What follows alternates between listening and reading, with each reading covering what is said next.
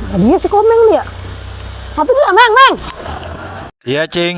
Anterin gua ke tukang mie ayam. Ngapain? Gua makan mie ayam, 13.000.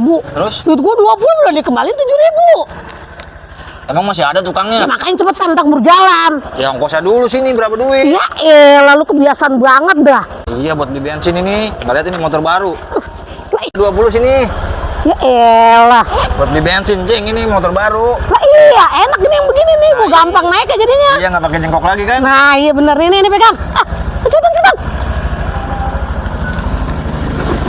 Jadi kemarinnya kurang berapa, Cing? 7.000, duit gua 20, makan mie ayam 13, kurang 7.000 berarti. Kurang 7.000. Ya apa? Gini aja, Cing. Udah, nggak usah diambil yang di tukang mie ayam. Terus? Ya ini, saya kasih 10.000.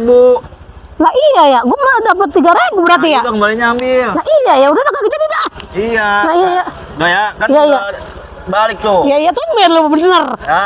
Iya, makasih dah ya. Oke. Wah, tadi duit gua 20.000. Buset deh, kena lagi gua dikadalin sama Komeng. Komeng bener-bener dah lu.